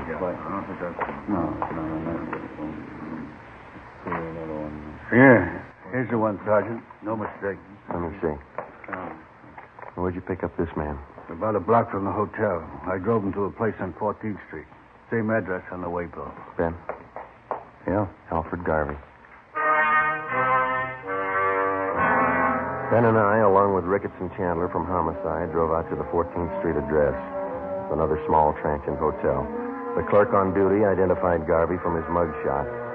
He said the suspect had called at the hotel at about 7:45 that night and asked to see one of the guests, Mrs. Lorraine Thomas. The clerk said he told Garvey Mrs. Thomas was out, that she hadn't been there for 4 days. Ricketts and Chandler went on stakeout in the lobby of the hotel, and Ben and I went up to the second floor to stake out Mrs. Thomas's room. Friday, 11:25 a.m. Lorraine Thomas returned to the hotel and was taken into custody. We took her to Homicide and questioned her for more than an hour. She admitted that she was acquainted with Garvey, but that's all. 1 o'clock. We went to Clifton's cafeteria for lunch.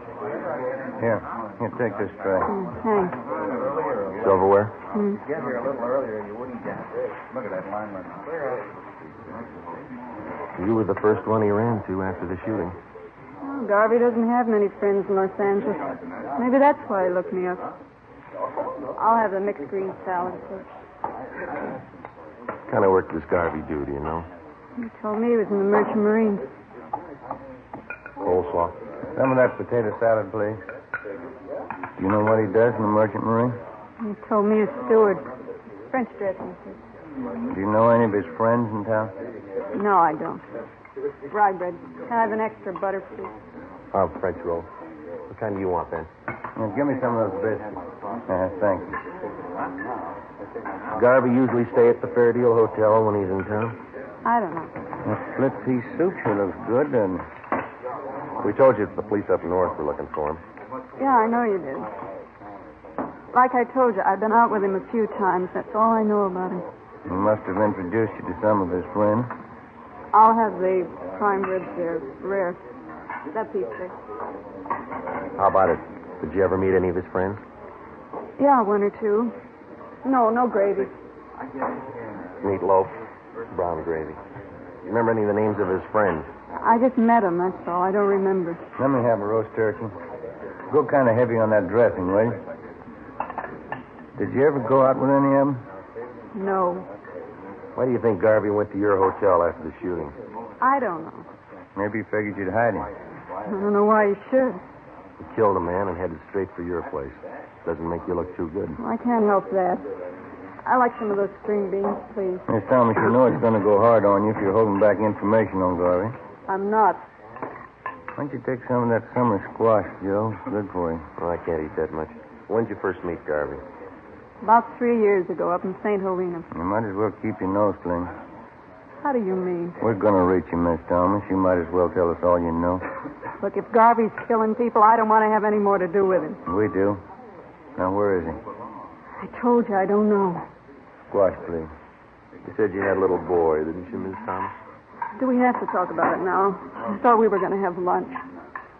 How old's your little boy? He's 7 years old. Where is he now? He's in school up in San Francisco. Isn't his line going awful slow? Lunchtime. You know that cop that Garvey killed last night? Mashed potatoes, country gravy. You hear what I said? Yes, I know he killed a cop. He had a little boy, too. There's nothing I can do. No potatoes, thanks. Yeah, there's something you can do, Miss Thomas. You can tell us where Garvey is. If I knew, I'd tell you. French fries, please. You're kidding us, Miss Thomas, but we're not going to kid you. You know a lot more about this than you're telling us. Maybe I do, but I'm scared. Who are you afraid of? Look, why can't you count me out of this? I don't want any part of it. You're in all the way. The only way you're going to get out is to tell us what you know. He'll kill me. Suppose something happens to me, nobody's going to worry about my kid. You don't have to worry. He's not going to find out. No dessert, please. They'll both kill me. Both? Who's the other one? Oh, what's the use? Trouble, no matter what you try to do, nothing but trouble. Garvey's working with somebody, is that it? His name's Jack Fleming. Yeah? They made me promise to cover for him. Give him a place to hide out whenever the heat was on. Then you know where they are. No, I don't, and that's the truth. Why do they need a place to hide out? You said Garvey killed a cop. What about Fleming? Hey, Joe, you better move along. Oh, I'm sorry. What about Fleming? They're going to pull some jobs. All right, we can skip the dessert. Come on. I'll take the check for all of them. Let's go. What kind of jobs? Where? Hold up. Tomorrow night. Three Kings Liquor Store out in Wilshire. Let's sit down. They're both the same, Garvey and Fleming. They can't hold a gun without using it. Here's the table. Oh, you dropped your tray. I'll get you some more. Don't bother. I'm not hungry anymore.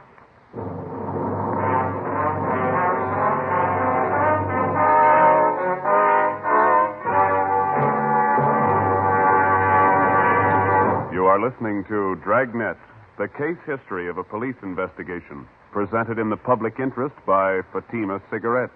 If you smoke a long cigarette, it will be in your interest to listen to a typical case history of a Fatima smoker. It's the case of Lee Silver, general assignment reporter on one of New York's greatest newspapers. This is his actual signed statement. When you have to meet a news deadline, you work at a fast pace, smoke at a fast pace. That's why I smoke Fatima. They're extra mild. In my opinion, it's wise to smoke extra mild Fatima. And more smokers are discovering this every day. Actual figures show Fatima has more than doubled its smokers coast to coast. So enjoy Fatima yourself. The long cigarette, which contains the finest Turkish and domestic tobaccos, superbly blended to make it extra mild. You will prefer Fatima's much different, much better flavor. You will agree. It's wise to smoke extra mild Fatima. It's wise to smoke extra mild Fatima.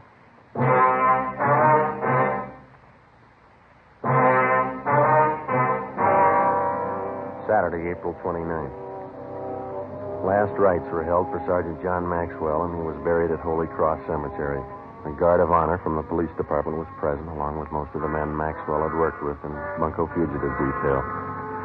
The chief of detectives delivered a short eulogy, and one of the men from the department band sounded taps over the grave. We got back to the office at noon, checked in at the record bureau. The photocopy room had taken negatives of Garvey's and Fleming's coming out mugs and made duplicates that were distributed to all officers. The stakeouts continued at the Fair Deal and the 14th Street Hotel where Lorraine Thomas was staying.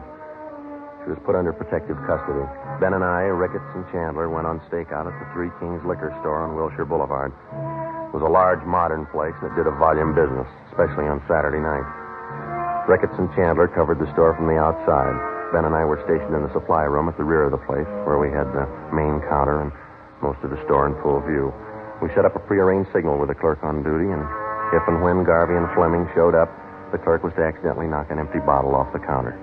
We waited until midnight. Nothing happened. The first customer in half an hour is kind of slow. Yeah. Wait a minute. Here comes another one. No sale. It's a woman. The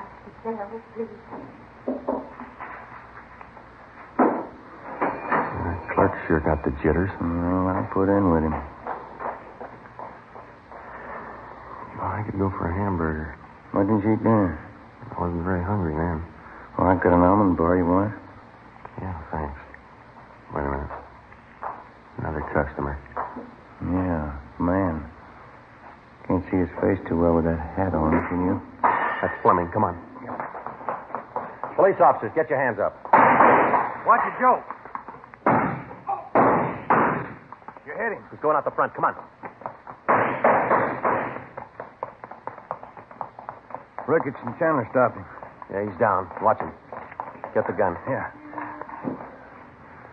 Yeah, here it is. That's Fleming, all right. Ricketts, call an ambulance. What's the score?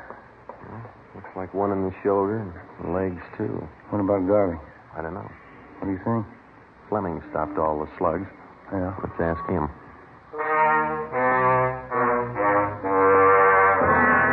The wounded suspect was treated at Georgia Street Receiving Hospital and then booked into the prison ward at the General Hospital. At 11 a.m. the next day, we questioned him, but he refused to admit that he even knew Alfred Garvey. We re-questioned Fleming for the next 3 days with no results. The stakeouts continued. The search went on. There was no response to our APB. Garvey was still at large. As far as we were concerned, there was only one way to get directly to Garvey, and that was through Fleming. We called on Lorraine Thomas again and asked her that if she'd try to get some information on Fleming, try to get him to talk and to tell her where Garvey was. I'm not even sure if he knows where Garvey's hiding. He must have a good idea. Even if he has, he's not going to tell me. He wouldn't trust me, that's why. He'll go further with you than he will with us. He won't even give us his name. I'm afraid it's up to you, Miss Thomas. Why can't you let me out of this? Look, figure it this way. You knew about Fleming and Garvey. You knew they were in town. You knew what they were up to. You didn't break your back to save that dead cop's life. Garvey shot him. I did. You knew he was a killer. You knew he had a gun. What do you want me to do? Get close to Fleming. Visit him every day till he talks. He doesn't trust me. I told you. Then get him to trust you, will you? Do favors for him. He wants to contact friends to raise money for a lawyer. Help him do that. Run errands. Do anything for him within reason. Suppose he finds out about the holdup. That I told you about it. He's got a long stretch ahead of him. He won't bother you. They'll kill me if they find out. They wouldn't wait a minute. They won't find out. All right. Won't be my fault. Al did the shooting. He killed the cop. Let him square it up. He'll square it with the court. There's only one trouble. Yeah? Maxwell's wife and kids. How does Al square it with them? On the morning of May 8th, suspect Jack Fleming was removed from his private room and wheeled down to the X-ray lab on the pretext of treatment. While he was absent, a dictaphone was placed in his room by a sound crew from the crime lab. Fleming was then returned. That afternoon, while Ben and I listened in on earphones in the next room, Lorraine Thomas paid her first visit to Fleming. We had briefed her on how to proceed in getting the suspect to talk, in particular, to reveal Garvey's hideout. It was a slow process. For the next 15 days, between the hours of 2 and 4 in the afternoon, Mrs. Thomas visited Fleming while Ben and I monitored their conversation in the adjoining room. For 15 days, despite all her shows of confidence, Fleming refused to confide. He was sullen and close-mouthed. Some afternoons, he would hardly speak to her. On the 16th day, his mood seemed to be improving. Here. Let me fix that pillow for you, Jack. There. Is that better? Yeah. That's good. Thanks. I got in touch with Dave and Johnny like you asked me to. Huh? What did they say? Well, they said they could get you the money for the lawyer the day after tomorrow. And Dave said he might be over to see you tonight. Yeah. That's fine. Once I get a lawyer, I'll stop worrying. I stopped by Danelli's place, too. Pop Royce wasn't there. I'm going back tomorrow to see him. He ought to be able to help. You've been okay, Larry. I won't forget it. Oh, that's what friends are for. Yeah, sure sorry you had to get it this way. Forget it. I can give it back where it came from. Say, I bought you some new magazines, a couple of candy bars. Well, put them over here near the bed, will you? Yeah, sure. Let me get them for you. There, Jack. Yeah, I'll put them right here on this table. I'll bring you some more tomorrow. That's fine. You're going to try and see Pop Royce again tomorrow. Yeah, they told me he'd be in around noon for sure. If I don't see him then, I'll keep trying till I do. Yeah, that's it. Oh, listen. There's something else. Sure, Jack. Come here. I don't want to talk loud. The cops might have bugged this room. Yeah. All right. A little closer. Okay. Tonight, I want you to go to George's joint, the Blue Moon, down on South Flower. Yeah? And ask for George at the bar. He's usually around from 11 on. Uh-huh. Tell George you've seen me. He'll know it. Then tell him to take you to Al. Take me to Al? Yeah, Al Garvey. George knows the place. Yeah. Okay, Jack. And keep your mouth shut. Don't talk to anybody but George. He knows the place. All right, Jack. Go help you out. Well, Yeah. it's a long wait. Get paid. Let's go. 10:45 p.m. A detail of 3 cars followed Lorraine Thomas to the Blue Moon Tavern on South Flower Street. We parked down the block and watched her go in. At 15 minutes past 11, she came out with a small fat man in a dark blue suit. They got in a tan-colored coupe and drove south. The cruiser cars, using 3-way radios, tailed the coupe alternately out through the Echo Park area and then back to the starting point at the Blue Moon Tavern. Lorraine Thomas went back into the bar with a man and 20 minutes later came out, caught a taxi, and took it to her hotel on 14th Street. We drove back to the office. It was 5 minutes past 1 a.m. That's it? I get it. Munko fugitive, Friday. Lorraine Thomas, Sergeant. He showed me the place George did. Where? We drove past it. 1032 Alamo, apartment 3. Garvey there now? No. George said he's supposed to be there tomorrow in the afternoon, 5 o'clock. George said I'll have to go alone. Are they watching the place? I think so. Garvey's staying with another man. They got guns. Do you know where Garvey is now? George wouldn't tell me. We can't afford to tip our hand. How do we know Garvey will be there at 5 o'clock tomorrow? That's just it. We don't. May 9th, 3 p.m. An immediate stakeout was placed at the suspected hideout. A detail of 20 plainclothesmen began filtering into the neighborhood in the vicinity of 1032 Alamo Street. The 3-story apartment house at that address was checked thoroughly and then covered on all sides. Apartment 3 on the first floor was checked out, too. It was registered to a Thomas King, whom the manager identified as Alfred Garvey from his mugshot. To avoid pedestrian casualties, we toured the immediate vicinity between 3 and 4:30 that afternoon, advising residents and storekeepers to clear the street and stay inside. At 4:35 p.m., the men in the detail took up their assigned positions. We waited. Hold that light, will you? Yeah. Hey. Awful lot of trouble for that punk Garvey. Be more trouble if he doesn't show. No such luck. Tan coupe coming down the street behind us. Same one we tailed last night. A girl driving. There's 2 guys with her. Yeah, Garvey's one of them. They're pulling up. Ready? Now, wait a minute. All right, let's go.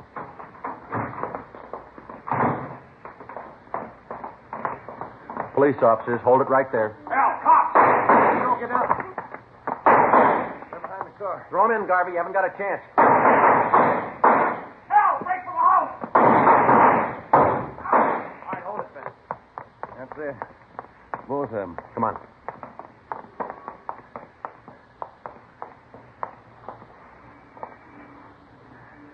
Both dead. Garvey, and the other guy. Rotten case. Rotten business.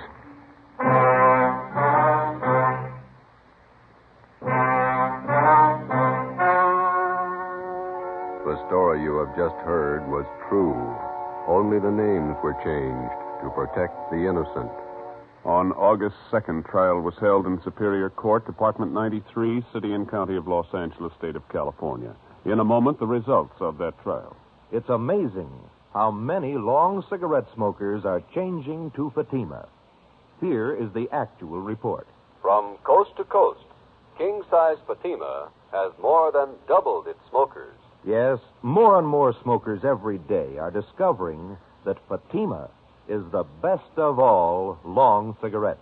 Long cigarette smokers find Fatima has a much different, much better flavor and aroma. Long cigarette smokers find that Fatima is extra mild because it's the long cigarette which contains the finest Turkish and domestic tobaccos superbly blended to make it extra mild. So enjoy extra mild Fatima. Best of all long cigarettes. It's wise to smoke extra mild Fatima. It's wise to smoke extra mild Fatima.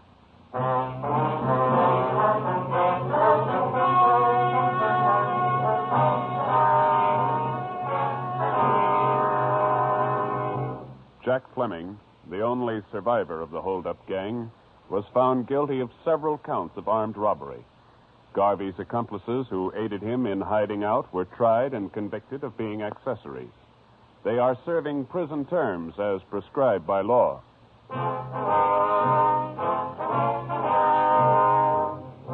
You have just heard Dragnet, a series of authentic cases from official files. Technical advice for Dragnet comes from the Office of Chief of Police W.A. Wharton, Los Angeles Police Department. Fatima Cigarettes, the best of all long cigarettes, has brought you Dragnet from Los Angeles.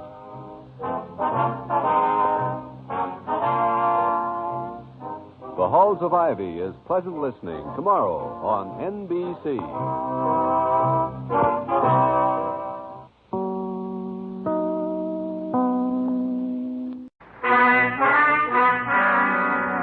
Chief Brown, Ben, and I got to the scene at 2:20 a.m. An ambulance was already there, along with 2 cruiser cars and a half a dozen curious onlookers. Lying face down on the dirt road about 15 feet off Stanford Avenue was a man dressed in an Army officer's uniform. He wore first lieutenant bars. His blouse had been half ripped off, and the side of his face was bruised and swollen. The back of his head showed the results of a vicious beating. There were 2 bullet wounds in his left shoulder. A few feet away, sprawled out on his back, was a major. He'd been brutally beaten, but he was still conscious. While the ambulance attendants gave first aid, we questioned him briefly. Both bodies were lying 30 feet from the interurban railway tracks. Feel up to telling us how it happened? Hit me on the off with the gun. Can't talk too well. No, don't try to get up, Major. How's Lieutenant Kelly? He was with me. He'll be okay. They're getting him in the ambulance. We were hitchhiking downtown, Kelly and me. 2 men in a gray sedan picked us up. Said they were going back to the fort. How were the men dressed? You remember? Too much noise.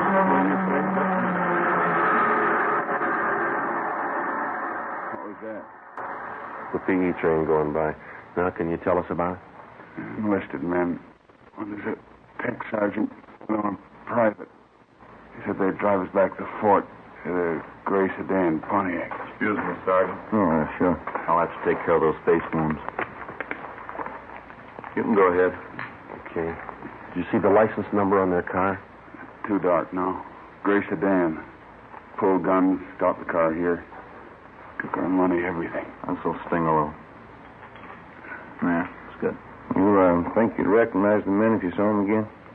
One was tall, 6'2", I guess. Think I know him. They shot Kelly. He tried to run. They shot him. How is he? He's okay. Is there anything else you can tell us about the men? Ambulance is ready. I'll take him. We can talk to him later. All right, Ron. Yeah.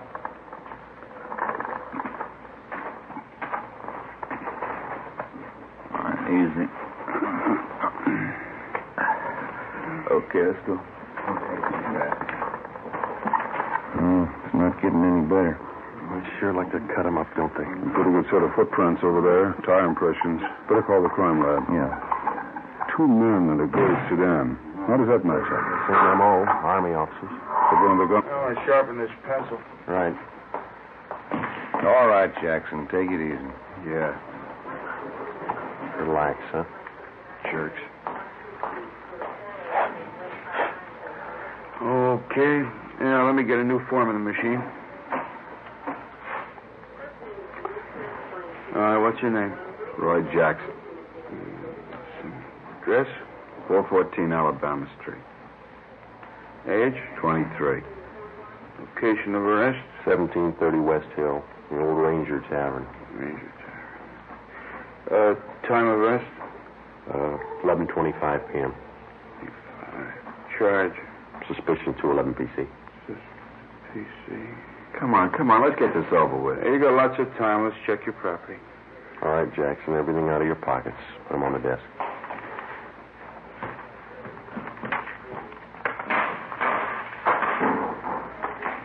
What about my kids? You won't need them for a while. Put them on the desk. There.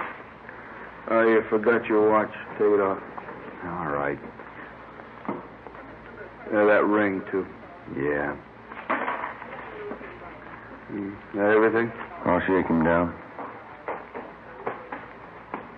Yeah, that's everything. Okay, let me list it here. 1 brown man's wallet. Contents? I'll call them off to you, huh? Okay. 1 black pocket comb. Pocket comb. You got that? 1 keychain and ring with 5 keys. Good luck charm on it. 5 keys. Good luck charm, yeah. Let's see, there's $11.63 in cash. 11.63. 1 man's wristwatch, Waltham. 1 man's ring. You got that? Yeah. Yellow metal, the ring. Ring. And the white stone. It's a diamond ring. That's gold. 1 man's fountain pen. Fountain pen. That's it. Yeah, okay. Just put all the stuff in the envelope.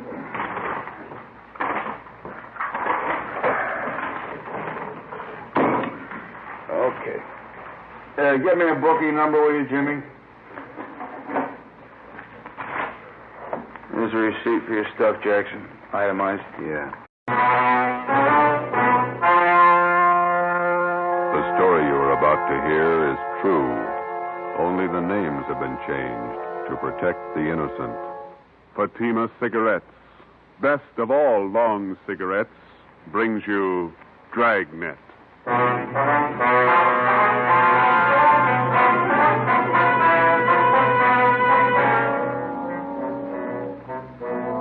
You're a detective sergeant. You're assigned to robbery detail. Vicious gunmen have committed assaults, robberies, attempted murders.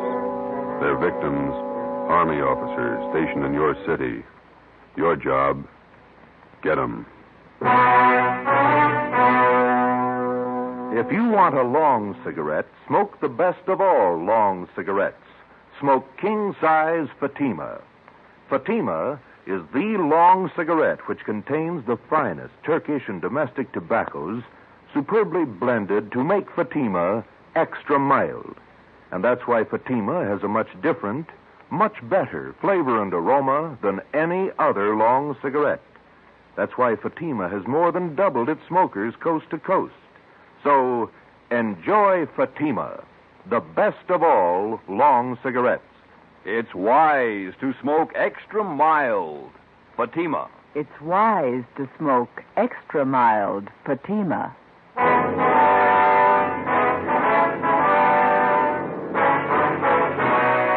Dragnet, the documented drama of an actual crime. For the next 30 minutes, in cooperation with the Los Angeles Police Department, you will travel step by step on the side of the law through an actual case from official police files. From beginning to end, from crime to punishment, Dragnet is the story of your police force in action. It was Wednesday, February 3rd. It was cold in Los Angeles. We were working the night watch out of robbery detail.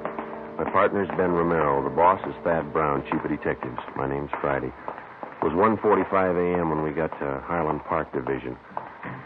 Booking desk. Hi, Shepard. Oh, hi, Friday, Ben. Hi. Brings you out here. We've got one to book, Shep. You want to do the honor? Okay. Just a minute. Here's your copy, fellas. Thank you, Sheriff. Murdoch, Yes, Sergeant? got one for you. You got a slip on? Yeah, here. Thanks. Let's go. Wait a minute. You got nothing else to say, huh, Jackson? Been yapping at me for 2 hours. I told you all I'm going to tell you. 6 robberies, 6 assaults, 3 attempted murders. It's a tough rap to stand alone. What about your pals? You got my story. Okay, take them. Oh. Stubborn. Yeah. We better get the arrest on the teletype. All right. Boy, 2 a.m. is a long day. It's Thad Brown coming in the door. Yeah. All right, Chief. Hi. What are you doing out here this time of the morning? On my way home, but I'll drop by and call the office. Forgot something. About Jackson. Do any good? Not much. He's got a story. He's sticking to it. Where'd you pick him up? Bar on Hill Street. We booked him here. It's out of the way. Jackson finger any of the gang? No, questioned him 2 hours. You didn't got a smoke? No. Yeah. Here you go. Well, let's go in this office. Sit down a minute. It's a good idea. My feet are killing me. Pretty hard to figure this thing. All right. Yeah. Thanks. Gang of cheap hoods, armed with the teeth, slugging, shooting their way around town, coming from all directions. We got it fairly well narrowed down, and 9 out of the 10 jobs they pulled, they operated either in San Pedro, the central area, or Hollenbeck. Still haven't any idea why they pick Army officers for their victims. Jackson wouldn't tell us why. The MO still the same? They haven't switched? Not a bit. The hold-up men still dress as Army enlisted men. They steal a car, offer rights to officers, slug them, rob them, and shoot them. Same thing, 10 times over. Has the Army checked their personnel out at the fort? Keeping tabs on as close as possible. I don't think it's the work of any bona fide enlisted men, though. Well, we'll haul out Jackson and talk to him again in the morning. Maybe he'll be ready to tell us something by then. I'll stay after him. If you need any more men from Metropolitan to help out on this thing, let me know. Okay, Skipper. You better make that call and get home. Late. Yeah.